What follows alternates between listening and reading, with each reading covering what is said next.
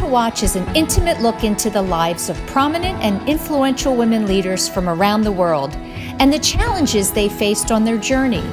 It's the real story behind her title.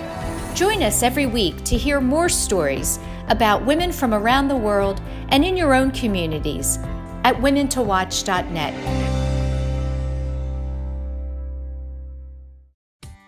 Hello, everyone, and welcome back to another week of Women to Watch. I'm Sue Rocco.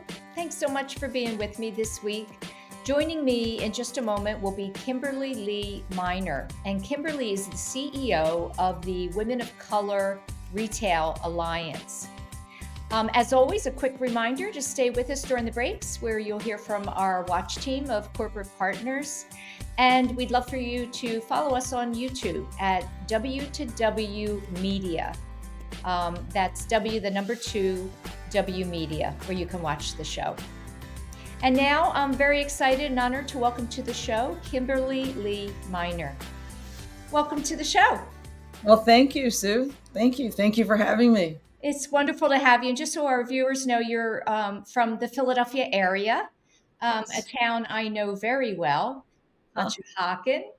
Yes. Yeah. Yes. I wanted to start, if you could just talk a little bit about the neighborhood and the community you grew up in. Describe that for our listeners. Sure. I mean, Conshohocken is a steel town. It's a working class suburb. Well, it was when I grew up. It's changed quite a bit. Right. So people watching this, they're like, what? Yes. But when I was growing up, it was a blue collar neighborhood. And it had always been pretty diverse. I looked at my mom's high school graduation, her yearbook, and she graduated in 1954 from Conshohocken High School. Okay. She grew up there, and it was really diverse, and people lived together mostly on Elm and Hector Street, and that's where most of the Black residents were concentrated, and most of them worked for Allenwood Steel. And my mom always wanted to move into the avenues, right? She said, I want to stay here. My family's here, but when I get married, I want to move into the avenues. And so we were the first Black family to move onto Spring Mill Avenue. Now, it's not a street. So off a street. Yeah, off the street. So from Elm and Hector streets. Yes, where all the restaurants are. Yes. But there were none then. Right. Yeah. And so, it was a small town. Like everyone knew everyone. Like, there was no one you didn't know. The school was at the top of the hill.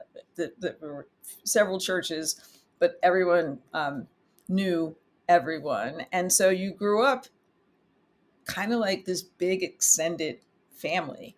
And most of my family lived somewhere in Conshohocken. So doors are not locked. People are coming in. There's always food for people. It was just very neighborly. But it was, for me, what was most important there was my family, because I'm an only child. And my mom and dad did an incredible job of showing me the world, right? And so we traveled. I read a lot. Like to this day, I love books. And I know there's Kindle and all these other things, but I love books. And so my life was really about books. It was about traveling. It was about all the classes I took, dance, art, music. And so I grew up loving Conshohocken for the family and the closeness and the support, but always wanting to get away from Conshohocken because I felt like it was so small and I had seen so much that I just never saw, once I graduated from high school or college, it being my home. Yeah. You wanted to get out and explore other parts of the world. Absolutely. Yeah. It's still a place of warmth because I have incredible memories, but I've moved on. But it was a good place to live. I feel like it was safe and it was neighborly. Right. Tell me, I know that, your mom and dad had very high expectations for you and wanting you to to get out and explore and learn and be educated, which, it's interesting to me looking at you're extremely educated and obviously interested in learning, having gone to four schools, four universities to date. Perhaps you're going to get another certificate. Well, Um, maybe. yeah. So, was there ever a pressure on you as a young girl because of those high expectations, or did you embrace that and understand it and really want? That's that's a great question. That's a really good question, and I didn't know any different, Sue. So I guess I embraced it, and it's really become a part of who I am to have those expectations on myself. And I never really thought about the expectations until I had children. Mm. And you know, I've raised my children the way I was raised, where love is unconditional, and I have expectations because I think you're special. And so, because I think you're special, I think you can do incredible things. And I remember having that conversation with my oldest son, who's now a 21-year-old college senior. And as the words were coming out of my mouth, right, I was like, oh my God, I am my parents. And he was saying to me, I appreciate that you have expectations, but perhaps you need to have those expectations, but also meet me halfway. Right. And Mhm. I hadn't thought about that Yeah. because I never had that conversation in my house. I just, one of my mom's lines that she would say to me, like, if I got, and I don't want this to sound like she was like, mommy dearest, but sometimes, like, if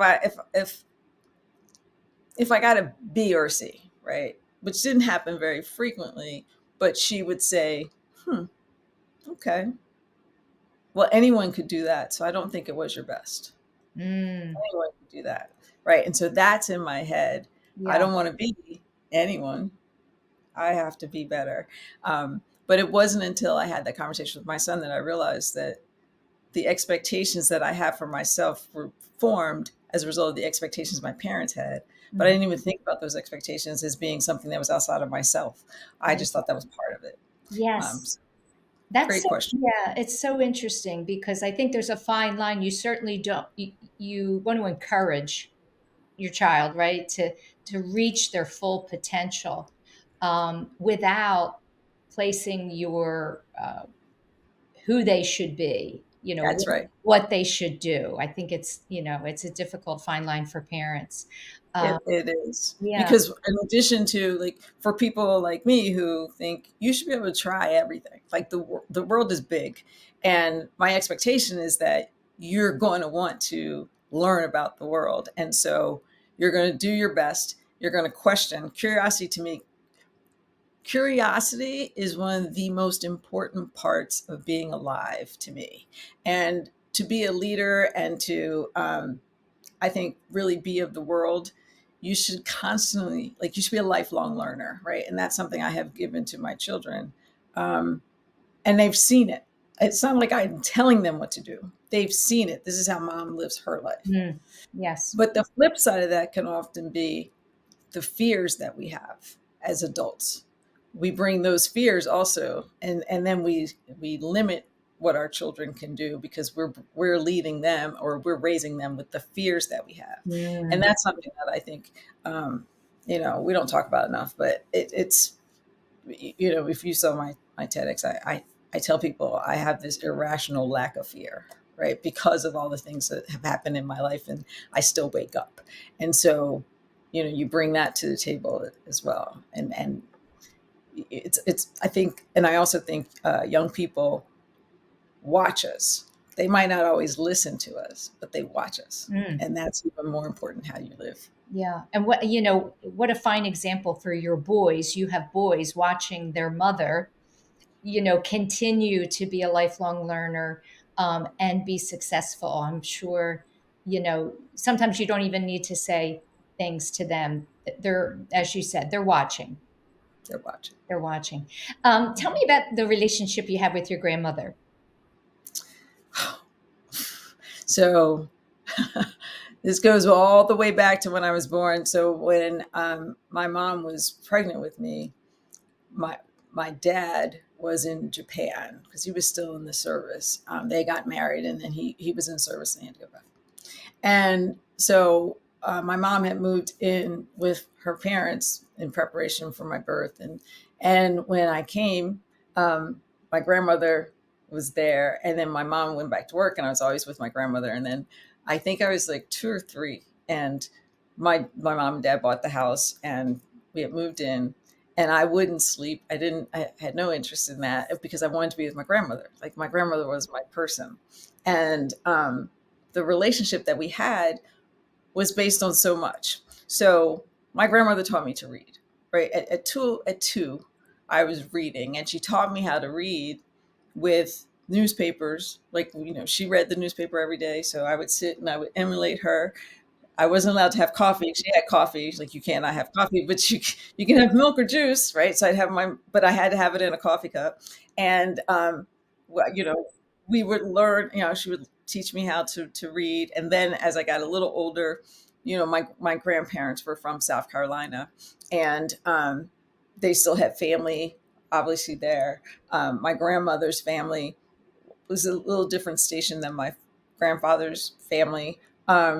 So my grandmother's family had gone to college. My great aunt, her oldest sister, had her master's in 1920, and my grandmother met my grandfather while she was in Claflin, and my grandfather was on a chain gang. Like that's the story is told. And my grandfather came from a sharecropper family, and so they would send letters north to the family. That's how they communicated. And then I would learn how to reading those letters and the newspaper clippings. And that's when my grandmother would explain, we're not dealing with these levels of racism, and, but there's Jim Crow, and this is what it's about. And we had like dance parties, and my grandmother was an incredible cook. And so she taught me how to bake and how to cook. And you know, my relationship with my grandmother was probably as close as my relationship with my mother. And it's an incredible benefit because they're having a relationship and listening to someone who has lived the life that my grandmother lived, having been from the South, seeing the things and overcoming that, getting an education, coming north, leaving her family, all signs of strength that were kind of poured into me, and she was the funniest person I knew. She was hilarious, and and when she got mad, the most creative vocabulary, never cursing, but she could like say stuff that would make you cry just with her words, right? The way she put them together. And she never did it to me, but I saw how she did it to other people.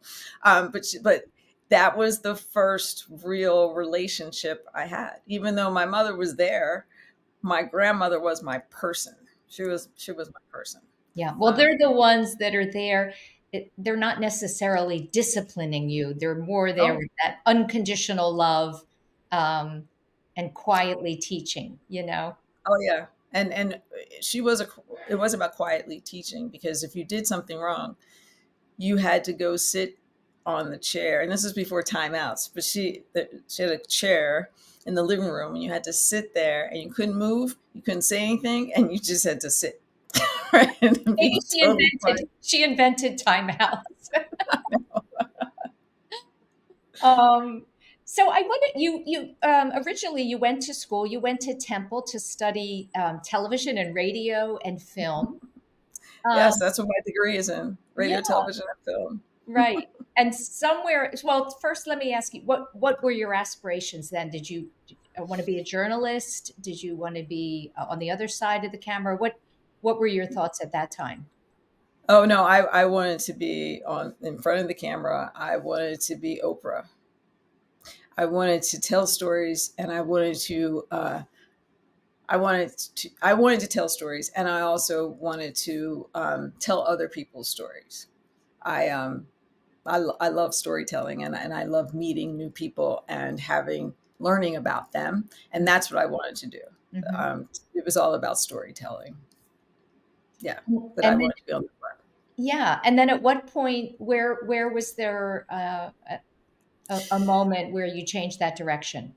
Yeah. So I interned at Power 99 and WFIL and all all Philadelphia stations. Yeah. And I produced the morning show and had a little bit in it and loved that. And I was sending out my tapes. And I also had a jazz show on um, Fridays. I was Kim Jones and got great responses from it. So I'm sending out my tapes. I'm in the studio. I'm doing and I'm not really getting great response. And then I got a few responses from like North Dakota, like some really crazy places. And I thought, well, maybe I'm not as good as I think I am, even though people tell me and the people are listening and they're doing all these things. But I don't want to go to South Dakota. I don't I don't want to be in these little markets. Which is how I think that people start. That's where they start. That's exactly Even though, right where they start. right? I don't recall where she started, but it was not in a big city. Exactly. Yeah. And I just thought, huh. And then when the offers came, of course, it's starving artists. Like you don't make much money at the beginning. And I remember I had like three different offers that I was considering, and I was talking to my dad, and he said, "So, how are you going to live?" Mm. And I said, "Well, eventually, we're going to get here. We're going to." And he's like, "Oh, okay. Didn't you say you wanted to go to grad school?" Like, yes. And it's like, well, maybe you can still, there are other ways of telling stories where you don't have to have three jobs he said, because there's no way you could possibly live on these salaries. Like, so you're going to have to do other things and, lots of conversation. And the recruiter from Macy's executive training program was always on campus. He was a fixture. And I would see him all of the time and he would stop me, oh, and he knew my name by then. And he'd say, oh, that's really like, your fashion sense is like on point, right? I'm like, thank you, sir, right? And I keep going. Or Very he'd say, oh, important for I, schooling. yeah, like he's like, oh, I see the way you talk to people and you're always laughing and telling stories. You should really consider Macy's. And I said, what about laughing and telling stories has to do with Macy's, right? Like, I'm not going to work at retail for what? Like, there's no way It was the I can go back furthest and tell thing my from your mind, right? It was never farthest occurred thing to from you. my mind. I Right. had no idea what retail really was. And long story longer, he got in my head. My dad was like, I don't think you understand. Like Macy's executive training program is considered the Harvard of retail. And even if you don't go into retail, you're going to grad school, it's just going to be an enhancement to what you're learning. And you always want to learn. And so I accepted it. And it was eye opening because I like telling stories. That's why I wanted to do what I was doing. And I've learned that I could do that. I could tell stories in so many different ways in retail because there's so many different jobs and there's so many different ways through product, through marketing, all these things that I just didn't know. And Mm. so it opened a world to me that has been incredible as I have pursued my career. It's been incredible. So I think the recruiter, I think the North Dakota offers, and life has been very good as a result of that decision. Yes. I want to share this quote. You said, I had this big picture of who I should be based on other people's ideas.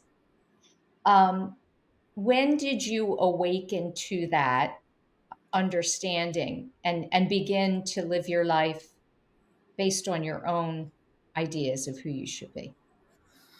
Yeah.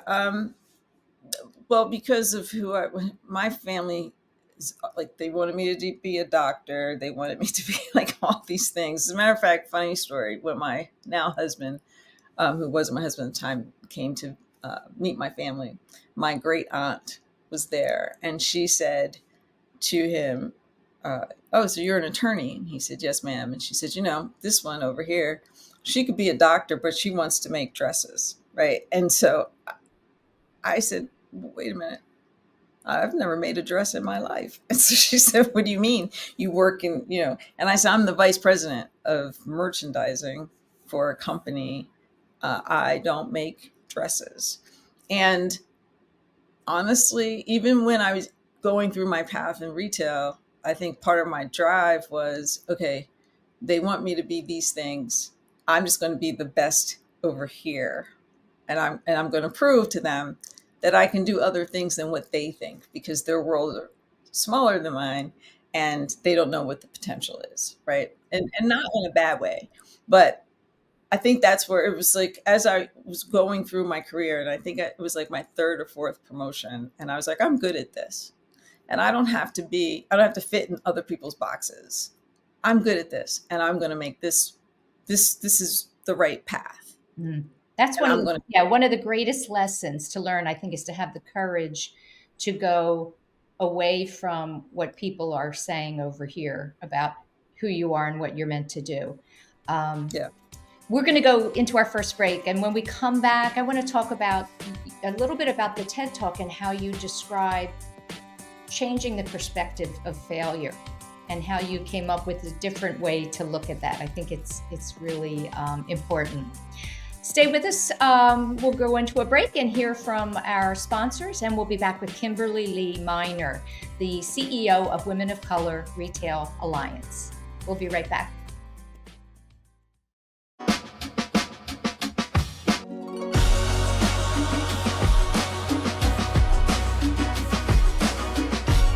People are super nice, and it's like very walkable. I already have like 15,000 steps today. I think the Schuylkill is pretty nice. Like obviously Rittenhouse Park is really nice.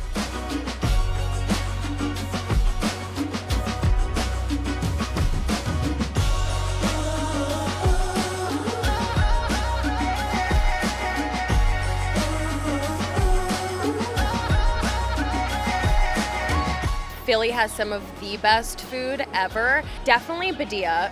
How could you not? I went to a Lotta recently.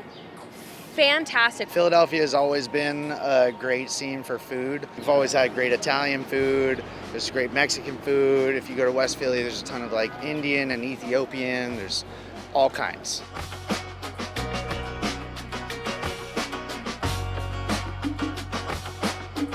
Just skate around Philly, just cruising, listening to music, come across the mural. It's just amazing. They're big, colorful. I love it. We chose Philly because it's one of our team building and go check out the art. I think one of the coolest parts of Philly is the murals and the street art.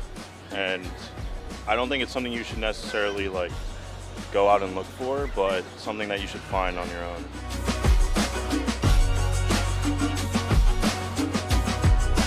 You getting on the damn train, everybody's got their jersey on Sundays and whatnot. Like, I love it. The Phillies were in the World Series. The soccer team was in their championship. And the Eagles, you know what I'm saying, could have won a Super Bowl.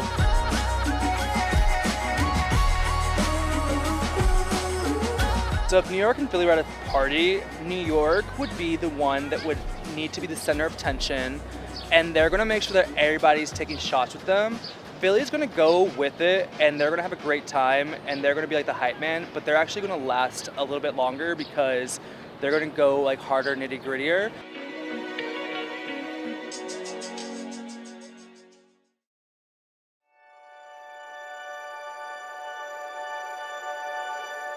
We are CHOP, and we can't wait to show you around. We're the nation's first children's hospital. Now, a care network with more than 50 locations that continues to expand. 3 state-of-the-art research buildings with 1.5 million square feet of space. We have grown from 12 beds 165 years ago to nearly 600 beds and one of the best children's hospitals in the world.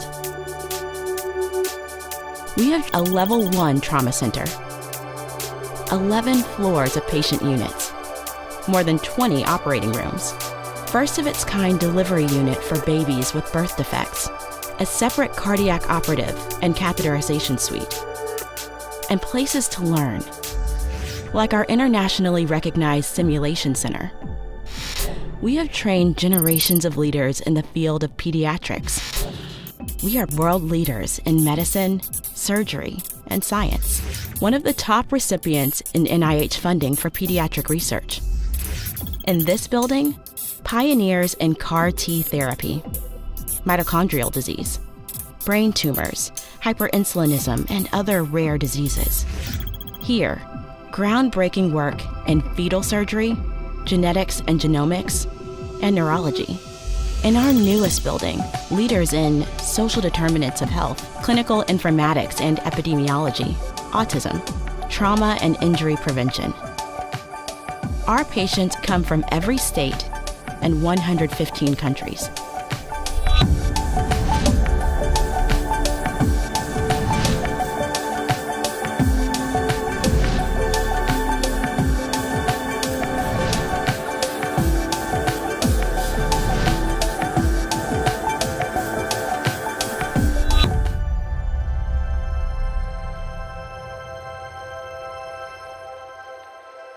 Meeting these challenges requires the best and the brightest.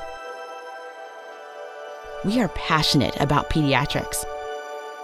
We are motivated to make a difference in the world and in our community. We are a team. We are CHOP.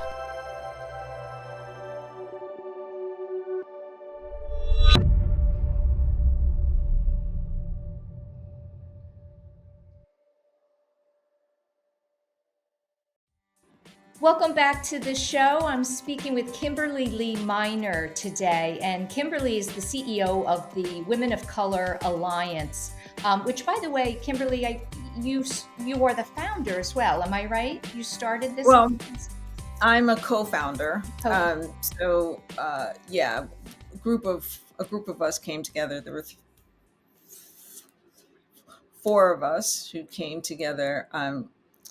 It was an idea that I had came like in 2008, and it was 2018, 2019. We were at a Women in Retail Summit, Women in Retail Leadership Summit. Mm-hmm. And so there were probably about 400 women there.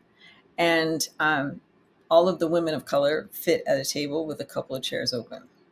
Mm. And I said, I looked around, I said, so I've been thinking about this now for almost 10 years. There are not enough of us. Like, I just don't get it. Like, where are we? When I started in the training program, there were 3 of us in the training program. By the time I was placed in an assignment with Macy's, there was me, right? What's the problem? Like, what's the fall off? What's happening? And I said, we noticed that. Obviously, we noticed that too. But what do you think we could do about it? And I said, well, I'm not sure, but I want to do something because I can't leave things the way I walked into them. And it's crazy that it's 25 years almost, and nothing has changed. It just doesn't seem like anything's changed. So who's with me? And so, several people said they were. And then when it was time, and I said, okay, so this is what we're going to do first. I reached out to all those people, and 2 people responded. And so we got together, and as they say, the rest is history, but we got together and we started with just a virtual gathering. And from then, and that was in September of 20. And a tough time to start anything new, or the perfect time, right? Yeah, I think it was the perfect time because we could do things virtually and bring people together. And so, for that first year, it was year and a half, it was all virtual, and we did gatherings, and we did lunch and learns, and we brought leaders. Like, we searched out the leaders of women of color who had made it, who were our peers, because by then we were presidents and CEOs, and we brought in our peers to have honest conversations with women who are in the industry but don't know what a leadership journey looks like. And so we did that, and that was very successful. And we're like, okay, check, that's great. What's next? And we kind of were building the house as we were making the bricks, and we're continuing to do that. But we went from doing like one in-person event in 21 to last year we did 30. And so Yeah, and it's very focused. We want to close the leadership gap. It's too big to ignore. Women are 60% of corporate retail, and when I say retail, it's the broadest sense of retail. But women are 60% of corporate retail. They're 37% of leadership, and women of color combined are 6%. And so um, you can't go from 60% to 6% because there are so many reasons why that happens. And I know this whole conversation, I could talk about this forever, but we won't. But that's where we focus on how do we close that gap, because it's all about all women, and it's all about economic empowerment, and having a value of life, and how to if it, I city just published a report that if we closed that gap 20 years ago, that we would have added $12 trillion to the US economy. Wow. Tell Right? me, connect that for me. How would that? So here's how it works. If you are at entry level, you're making maybe $20,000 a year, right? When you say entry level, are you talking about being in a store selling product, or in the corporate office, but not in a Either way, because if you're entry level at corporate, then you're like a coordinator, and coordinators make about $45,000 a year. Mm-hmm. If you're in a store, then you're a clerk, or even a warehouse, or stock. Then you're making probably, now depends who you work for, between $10 and $15 an hour. Neither is enough to really live. And so if we just focus on corporate, was $45,000, then you have the opportunity to get promoted. That might take you to 52, right? At that point, there's a significant break. So for men who are in retail, if for every 100 men who get promoted at that first stage, 83, is it right? 87 white women get promoted. So for every 100 men, 87 white women get promoted. 73 women of color get promoted. So you see there's a big group that is left, right? That 73 has actually gone down from 2 years ago when it was 81. So it was very close. It was just all women lost about 17 to 20%, right? At that first point. So now it's 73%. So that's 27, right? So that's significant. Mm-hmm. So 27 people are left at that entry level. Once you're left at that entry level, the opportunity doesn't really come again. So then we get to the next, and it becomes exponential, and women of color continue to sit. And so the connection between the 12 trillion and that number is that you see an increasing number of women of color who are not making enough to support a family, to really contribute to the US economy in a meaningful way, because that money is having to do everything it can to stretch to make sure that person is living at such a level that we often don't even think about those people, unfortunately. But they're a part of this world.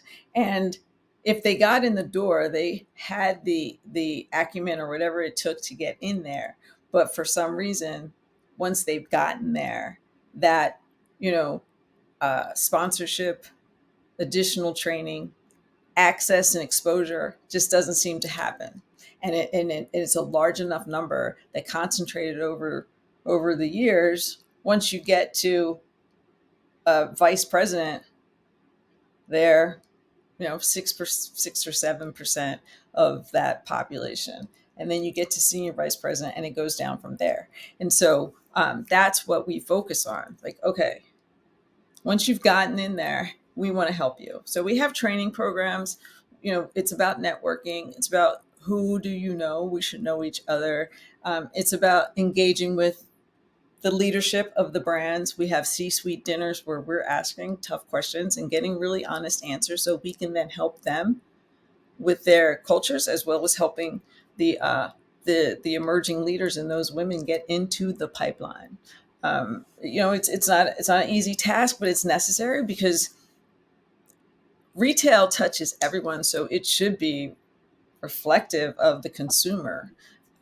It doesn't make sense that these people are being left behind. So, Kimberly, I have to ask, what do you think was the differentiator for you? What was it that allowed you to fairly quickly move into leadership positions? How did this gap not happen for you? Yeah, my first boss at Macy's, similar background. She was older, but she hadn't taken retail classes. Like she just that wasn't anything that was on her radar, right? And so she learned on the job when she got there.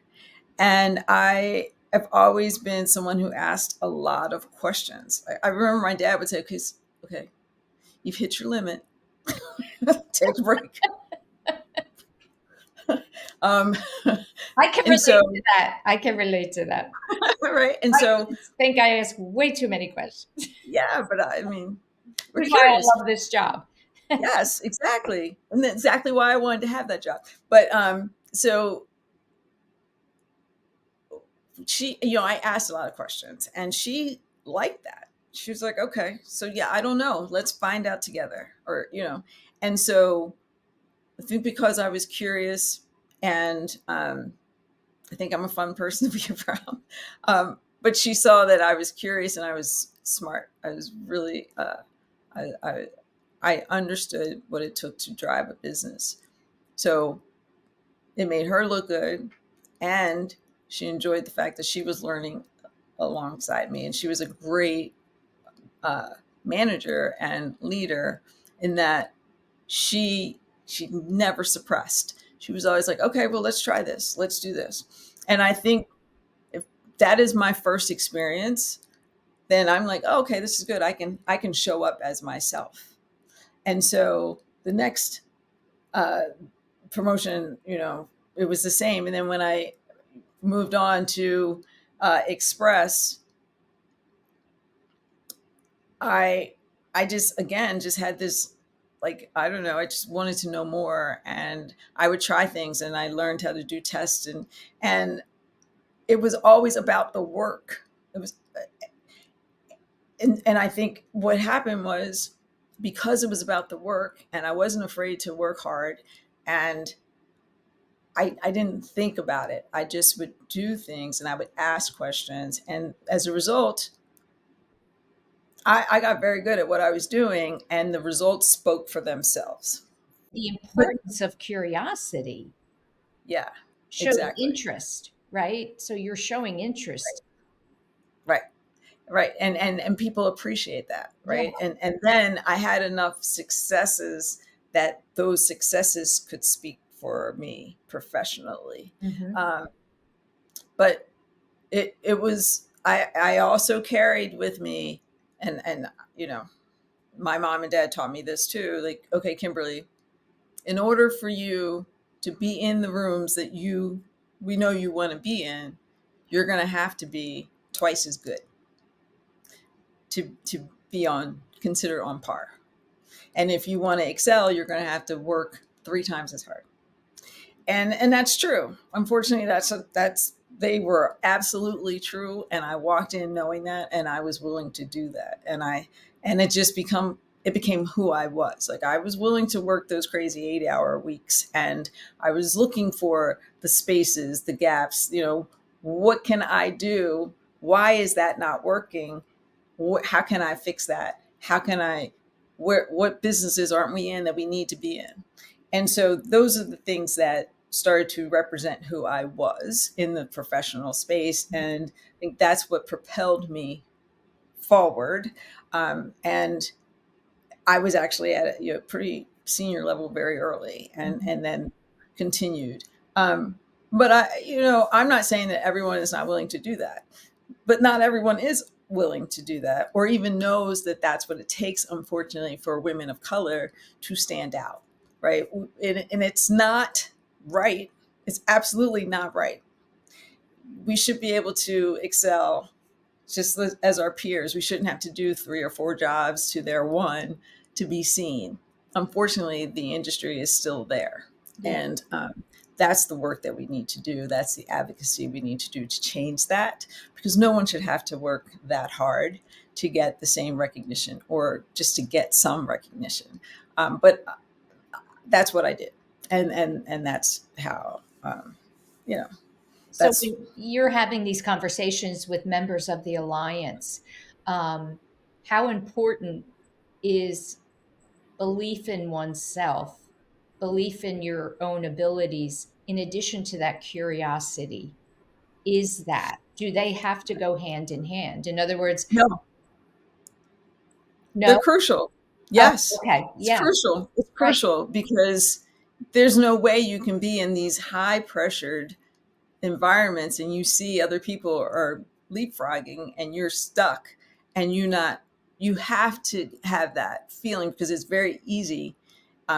Those emotions or that self-esteem, it could be like a house of cards depending on where you are and how you're treated. And you just have to know, I am enough. I am enough, right? And even if you're taking on those extra projects, you still have to do them knowing I am enough. I am as good or better than that person. Oftentimes when we're talking to participants in our workshops, and the idea of imposter syndrome comes up, and that is not that triggers me because while I do believe, and a former leader of mine told me this. He said, you have to have a certain level of paranoia in this industry, because you have to constantly watch over your shoulder to see what's coming next, right? Because you have to be ahead of that, from product to process to customer experience to your own career, right? You have to, it's that type of business. That's the type of competition you're in every day. But that level of paranoia to me is not imposter syndrome. And I think that understanding that in order to be in a room, you have to show up as a woman of color. You have to know, okay, so I have more education or I've had more successes. I should be in this room. So to walk into a room and have imposter syndrome, I don't think is a privilege that women of color have or should even engage, because it just doesn't exist. And I think they're different than staying on top of what's happening, right on your heels and having imposter syndrome. Do you still work today, Kimberly, at that level of what's the word? Intensity? Or just, that, I'll say this, do you work at that level of intensity still with the idea in your mind of trying to prove yourself, prove to others? Or have you, reached, your life speaks for itself? Yeah, no, I don't. I thought I had kind of moved away from that until when I went to work for Bath and Body Works, and because I hadn't felt that in a while, that I had to prove, because I had, to your point, like, these are the things I've done. I don't think I should have to prove anymore. And when I got to Bath and Body Works, I felt like every day I had to prove, and I was like, this is ridiculous. This I can't. doesn't feel Why do I good. have to still do this? Yeah. Yeah. But it was, and that's why I was there for just 2 years, because I had incredible successes there, right? Incredible successes that changed the trajectory in quite a few businesses, and yet I still had to, every day I would have to prove myself or prove my worth, and it was exhausting. And it was actually one of the catalysts for when we were at that summit for retail leaders. saying, hey, something has to be done, because it doesn't make sense when you have a 25-year career and you have proven successes that you can talk to people, you can pick up the phone and have conversations with people I've worked with, and they'll tell you, yes, that's what she did, that I should have to work so hard to prove myself at this level, where I'm a senior vice president running a $3 billion business and, building a strategy organization and running merch ops, because I can do that because over here, but then I'm here and every day I have to prove myself. That's ridiculous and unnecessary. So I don't do that. And if I'm walking into a situation where it feels like I'm going to have to, I'm not going to stay there very long. Yeah, right. I think sometimes those old insecurities creep back in, but if you recognize them and you're able to go, nope, Nope. that's the best place to be. My last question, excuse me, if there's a woman watching and she's somewhere in between that space of, an entry level position, she has the curiosity, she wants to be recognized, I'll say. What would your advice be for her? So, so here's the thing. Often when women walk in and they're curious, but they only know the people in their immediate team, or and so they put their head down and they might ask those people questions, maybe, or they just do their job. And I say, use your curiosity to be known, right? Take up space. And when I say take up space, I mean get out. When you're going to the cafeteria at work and you see someone, you should know who the people are, right? You should know who the leaders are in the company and who the up and comings are. And you should know who they are, even if they don't know you. But LinkedIn makes it very easy. So as you're walking down a hall and you see someone that you're like, oh, I know that is the VP of blah, blah, blah. Take a minute. Hi, how are you? Oh my goodness, my name is Kimberly, and I've really wanted to meet you. You're doing some incredible stuff for the company in this way. I'd love to, can we grab a coffee? Because I'd love to know why and how, right? What's your why and how are you doing it? And let people know who you are, even if you're emerging, right? You've been there not a long time. Those are the people, once you make connections with those people, and every time you see them, you say hello, and maybe you know a little something that you could share with them, or maybe you read a book and you're like, oh, we were talking about this. The last time I saw you, I read this book. Great. It sounds cringy to younger people now, but that is what I did at Express. And that is what worked, because there wasn't one person in any department that did not know who Kimberly Lee was. And as those people got to know who I was, they got to know what I was doing. And then those are the people, because you want sponsors, you want people to know about you, so that when they're in a room and they hear of an opportunity, your name is spoken. You don't have to ask for that interview. People are talking about you and will let you know, hey, here's an opportunity. I know you've been doing this, and I think you'd be really good for that. When I was at Express, I had 8 promotions. Not one did I ask for, nor did I interview for it. But people knew me and they knew what I was doing. And so when opportunities came, my name was put out there. And that doesn't happen a lot for women of color. It just doesn't. It happens for other people. It happens every day for men, especially white men. And it happens a little more for women, white women. Women of color, put your head down, you start working, you don't put yourself out there, you don't want people to know who you are. That is the opposite of what you should do. You want people to know who you are. And that doesn't mean that you have to have, these big conversations about your personal life, but you want people to know who you are, and you want to be able to drop nuggets so they can know what you're doing, right? What is your why? And that's what happens. Too often, young women ask for mentors. And I say, let that go. Don't stop asking for mentors. You can have a mentor, but a mentor is just an advisor. It's not going to get you to the next step. Inside your building, inside your brand that you work for, you need sponsors. And that's how you start to develop relationships so people will sponsor you. Right. It's really important. I always say to my kids, every exchange you have with another human being leads to something else. So keep Yes. having those exchanges. Um, it's all great advice, Kimberly. And I appreciate so much you're taking time to be on the show to share your life story. And I wish you such success with the Alliance. I think it's going to make a huge difference. Thank you. Thank you. Thank you for having me. This has been great. I've enjoyed talking to you. Wonderful. We're going to go into our last break and hear from one of our sponsors, and I'll be back to close out the show. From Philadelphia to the Lehigh Valley and everywhere in between. For 150 years, Penn Community Bank has been a part of your neighborhood. Helping businesses start, supporting families as they grow, and staying connected to the people and places that make this region special.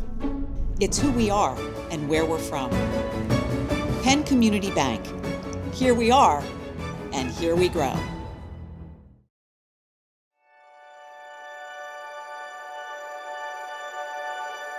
We are CHOP, and we can't wait to show you around.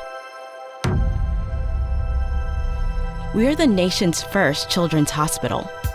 Now, a care network with more than 50 locations that continues to expand. 3 state-of-the-art research buildings with 1.5 million square feet of space. We have grown from 12 beds 165 years ago to nearly 600 beds and one of the best children's hospitals in the world. We have a level 1 trauma center, 11 floors of patient units, more than 20 operating rooms, first of its kind delivery unit for babies with birth defects, a separate cardiac operative and catheterization suite, and places to learn, like our internationally recognized simulation center. We have trained generations of leaders in the field of pediatrics. We are world leaders in medicine, surgery, and science. One of the top recipients in NIH funding for pediatric research. In this building, pioneers in CAR T therapy, mitochondrial disease, brain tumors, hyperinsulinism, and other rare diseases.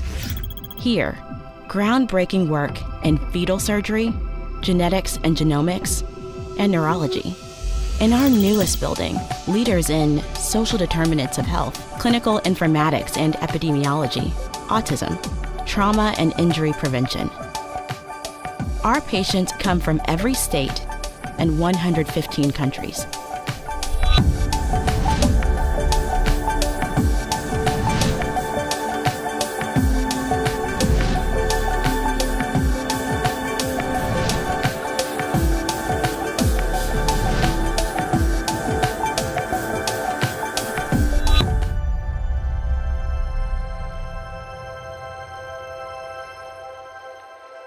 Meeting these challenges requires the best and the brightest.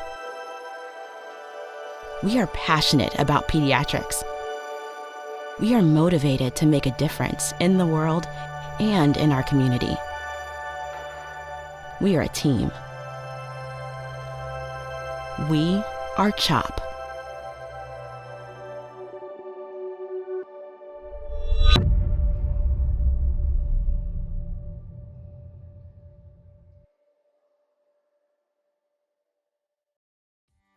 That's it, everyone, for another week of Women to Watch. Thank you so much, as always, to our sponsors for helping us bring this show to you each and every week. Stay tuned for my interview next week with Bonnie Carroll, the founder of TAPS. Have a great week, everyone.